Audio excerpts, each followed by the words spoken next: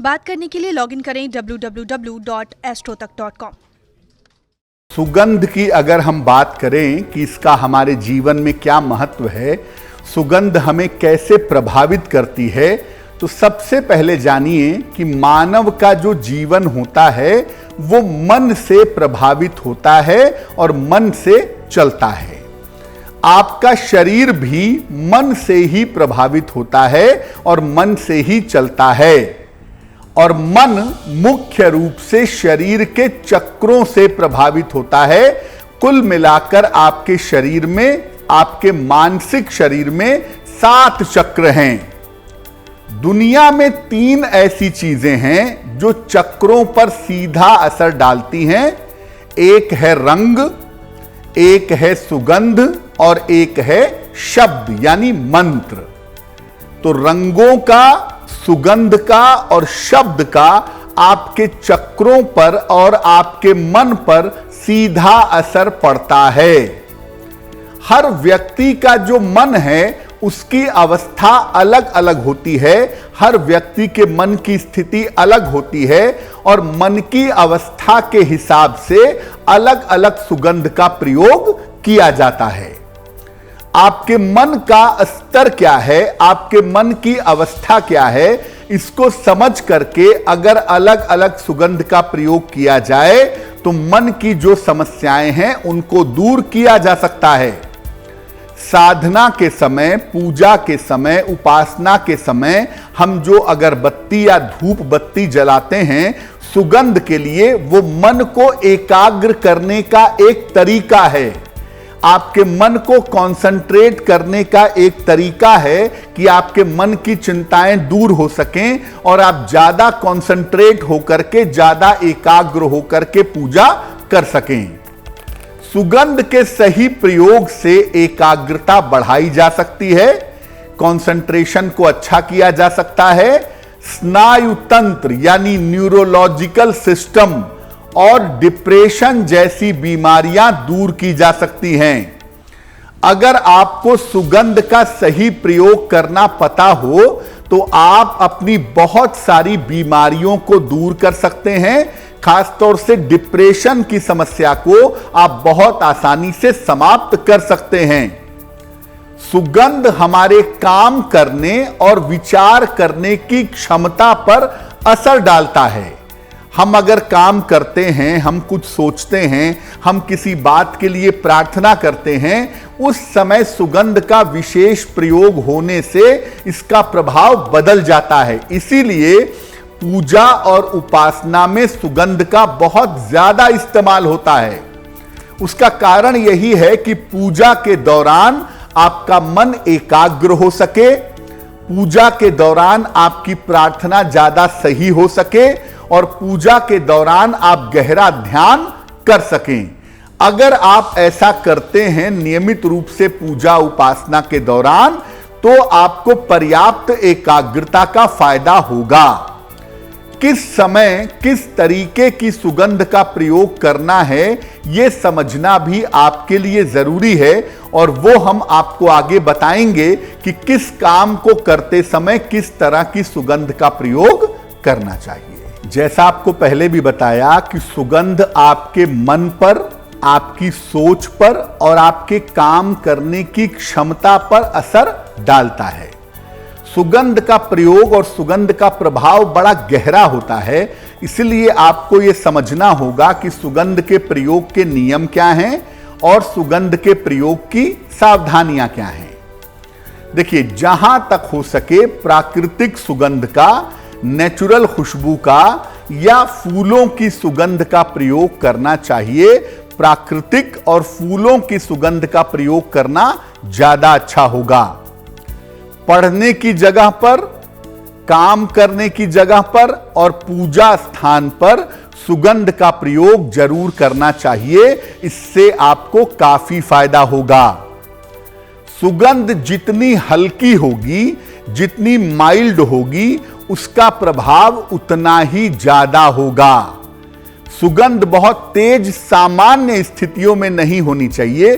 सुगंध लंबे समय तक चलती रहे और सुगंध हल्की हल्की सी आपको मिलती रहे तो इसका प्रभाव ज्यादा होगा।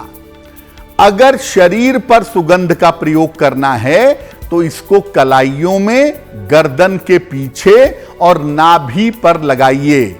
सुगंध को सीधा शरीर पर लगाने से बचिए। अपने कलाई पर, गर्दन के पीछे और नाभि पर सुगंध लगाना सबसे ज्यादा अच्छा होगा। बहुत बार आपने सुना होगा कि मैं कहता हूं कि सुगंधित जल से स्नान करो या जल में गुलाब जल डाल करके नहाओ। जल में भी सुगंध डालकर नहाने से बड़ा फायदा होता है, खासतौर से डिप्रेशन की समस्याओं में, मानसिक बीमारियों में या चंद्रमा की समस्याओं में। अगर आप जल में सुगंध डाल करके नहाएं तो उससे काफी फायदा हो सकता है।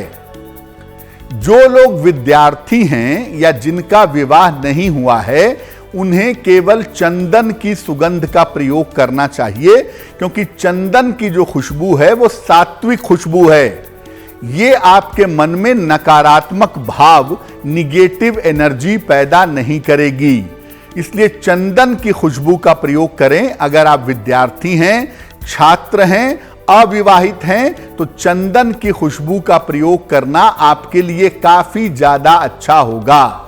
ऐसी स्थिति में हम आपको गुलाब की, मोगरे की, केवड़े की खुशबू का प्रयोग करने को नहीं कहेंगे। जैसा कि आपको पहले भी बताया कि सुगंध आपके मन की स्थिति को, आपके सोचने समझने की ताकत को बदलने की शक्ति रखती है।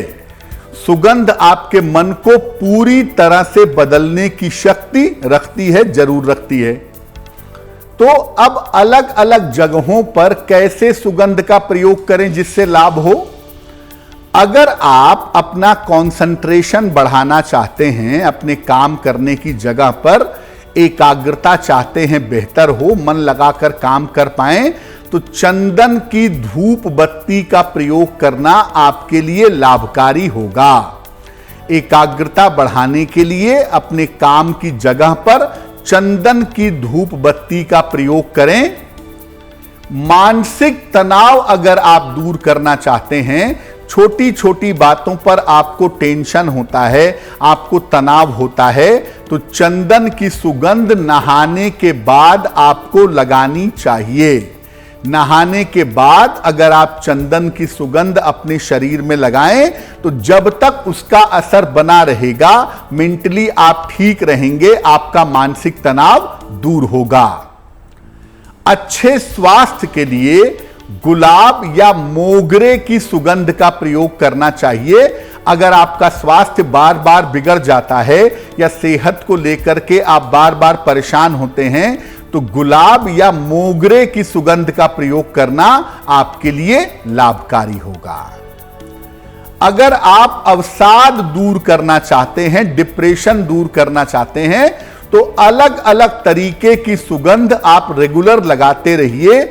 जितनी खुशबू का आप प्रयोग करेंगे उतना ही ज्यादा आपका डिप्रेशन कम होगा, आपका डिप्रेशन दूर होगा। अगर आप फूलों की खुशबू का प्रयोग करें तो इससे डिप्रेशन बहुत जल्दी कम होता है। खासतौर से गुलाब, चमेली, केवड़ा, मोगरा, इनकी खुशबू का प्रयोग करने से अवसाद और डिप्रेशन दूर होता है। अगर आप आकर्षण बढ़ाना चाहते हैं, अपना ग्लैमर बढ़ाना चाहते हैं, तो लैवेंडर की सुगंध का प्रयोग करना आपके लिए बहुत शुभ रहेगा। देव कार्यों के लिए या पूजा उपासना के लिए आप किसी भी देवी देवता की पूजा कर रहे हैं या देवताओं की कोई आवाहन कर रहे हैं, उनके मंत्रों का जप कर रहे हैं, तो उसके लिए एक तो गुग्गल की सुगंध बड़ी इंपॉर्टेंट मानी जाती है, उसका प्रयोग आप कर सकते हैं। और दूसरा, इसके लिए चंदन की सुगंध का प्रयोग भी किया जा सकता है। पूजा उपासना में चंदन की खुशबू का या गुग्गल की सुगंध का प्रयोग करना बहुत अच्छा होता है। अब देखिए, अगर आप विद्यार्थी हैं और ज्यादा गुलाब की खुशबू का प्रयोग करेंगे तो गुलाब की खुशबू रोमांस पैदा करती है, रोमांटिज्म पैदा करती है। इसीलिए विद्यार्थी जीवन में सामान्यतः चंदन की खुशबू का इस्तेमाल करना चाहिए अगर आप चाहते हैं तो, वरना कोई भी खुशबू का इस्तेमाल मत करिए। डिप्रेशन अगर आपको ज्यादा होता है, छोटी छोटी बातों पर तनाव होता है, दुख होता है, आप डिप्रेशन में चले जाते हैं, आंख से आंसू गिरने लगते हैं, तो ऐसी स्थिति में रोज सुबह शाम ढेर सारी खुशबुओं का प्रयोग करें। जितना आप सुगंध के संपर्क में रहेंगे, आपका डिप्रेशन, आपका अवसाद उतना ही कम होगा।